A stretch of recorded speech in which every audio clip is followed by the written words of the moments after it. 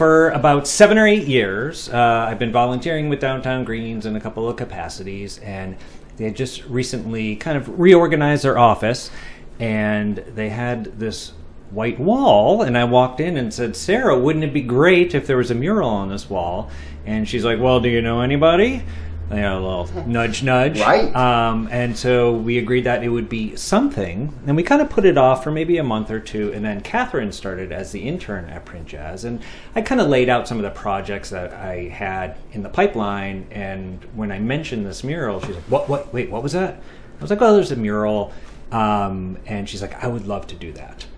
So we met with Sarah, and she talked about the mission, and Kathryn sketched out the mural, and here we are, like, I would say less than a month later, already putting the paint on the walls and almost done for the final touches.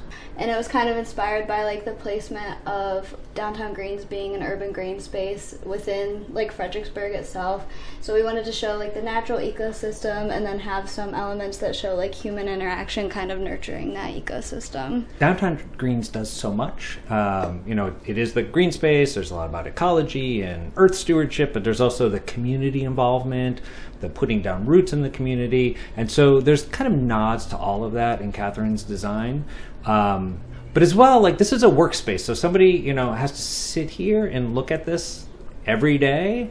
So there has to be enough for them to kind of enjoy. So it was a challenge to kind of make, get the idea in there, get some concept in there, but also just like a great looking mural that every day they can discover something new. So I did a couple sketches like hand drawn, and then we decided kind of the basic layout of it, and then I took it into Adobe Illustrator where I illustrated most of it in there. And we came and we took detailed measurements to make sure that when we mocked it up, everything was like correctly proportional. It would lay out on the wall, but there were things that we didn't quite notice. And one of the things is there's drywall here, and then it transitions into where there's a chimney stack. So this is brick. Yeah. And then it goes back into drywall with this little lip. So it was one of those, like, as we take our paintbrush and go across it, it moves a little bit. You hit the brick, it kind of wiggles. You have to really, like, dial back on the caffeine a little bit before you get into the brick region. Yeah, I mean, I guess that's really the challenge of a mural, whether it's outside or inside. Right. Yeah, and being inside, it's great. Like, there are, controlled conditions and lighting, and we have a fan on here to dry it out.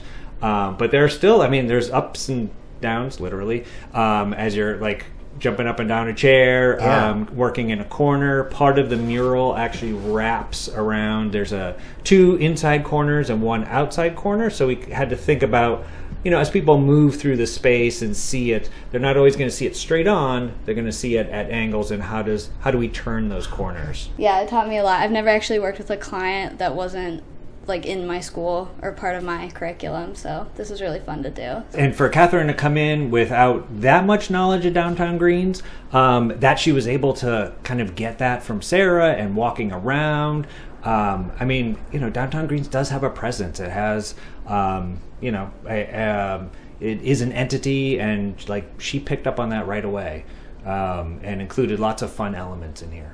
This makes me think, I'm sure there are a lot of businesses and places that have open white walls that something like this would fit in. That is true, Ted, and that is what artists need. We look at an open wall and think possibilities, and not just for us, but for any kind of art. Yeah. It's a privilege to be able to put your art on somebody's walls, but just to have something great to look at is, it's one of the things that makes the city great. I think that a lot of the businesses really are keen on getting local artists involved, and the local artists, obviously, like I said, we love blank walls, and so there's this nice community, like, give and take, and it's nice for me as well to give back to Downtown Greens. They do so much, and this is one way that I can contribute. To be able to do something like this alongside Pete, you walk away from here with really a lot of real world experience. Yeah, I was really excited when he gave me like this project so I could have like something physical to kind of show like for my time this summer. So I thought that was a really exciting experience, because I know a lot of people that went off to New York City and they're kind of like coffee people right now. So Right. this is a really like hands-on, like you don't get this anywhere else. So. No, and you can say that you did this and dealt with all the challenges that doing a mural that it offers. Yeah, it's a real life experience. I'm used to working alone, so having somebody, I wouldn't even say side by side. I think she's leading this charge. I normally work digitally. Maybe someone else outputs it, or puts it on canvas or something. But we're actually like creating the art by hand. So Kathryn has experience with paint and is actually showing me a little bit of the business. So yes, there's definitely a bright future for her. And I'm glad to share whatever I can. But believe me, I'm getting as much out of it as she is.